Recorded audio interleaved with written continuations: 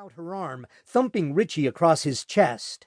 "Ow!" Richie said. "What are you—" "Quiet, Richie. I mean it." In the silent intersection, the two of them stood perfectly still. Ella looked out at the dark surroundings, a street in every direction, houses on corner lots, empty cars parked along curbs. "I saw something," she whispered. Something moving." "Like what?" Richie asked with concern. Then a gleam of hope flashed across his face. "Like a chipmunk?" Ella glanced at him. "Someone's watching us." Richie's face sank with such force that Ella half expected his eyes, ears, and nose to tumble to the ground and lie there like Mr. Potato Head pieces. He kept his voice to a whisper. "What? Seriously? Where?" Ella directed a finger across the street to a yard whose densely planted spruce trees grew higher than the surrounding telephone poles. A dark blur moved from the shadow of one spruce into the shadow of another. Keeping perfectly still, Ella said, "Did you see that?" "Yes.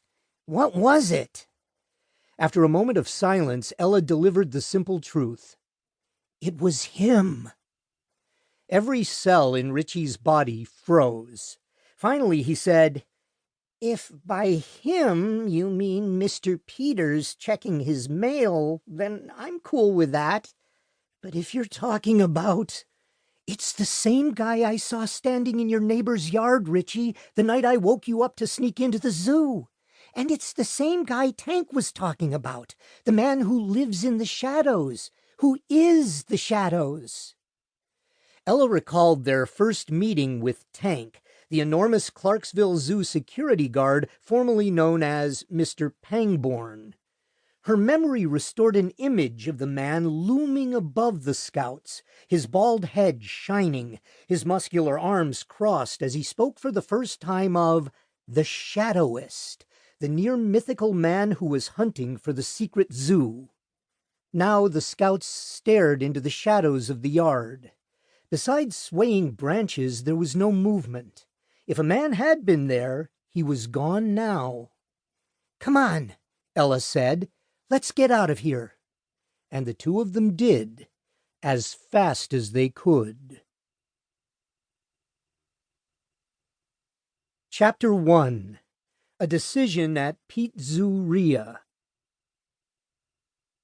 The following morning, Marlowe showed up at Noah's window as promised, and Noah gave the tiny blue bird a note that simply read, "See you after school."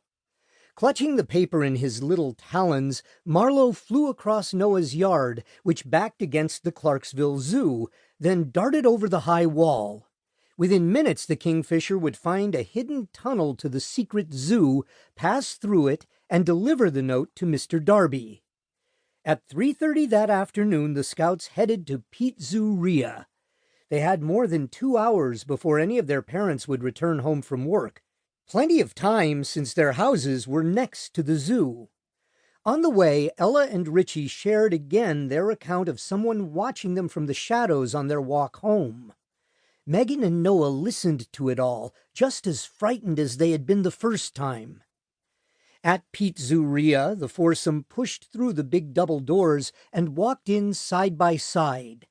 Noah imagined how they must have looked, steadfast and purposeful, like soldiers marching into battle. Tank and Mr. Darby were sitting at a booth. Mr. Darby was drinking something from a plastic concession cup shaped like a hippo.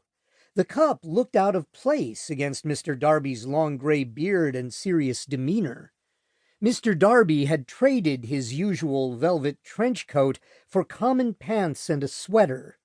Perched on his nose were his regular sunglasses, concealing his eyes. Tank was eating. He'd passed on Pizzeria's traditional dish in favor of something greasier.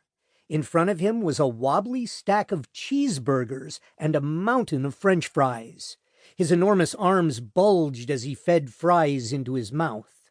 Mr. Darby beamed as the scouts approached. He rose to his feet, saying, "My dear scouts." The old man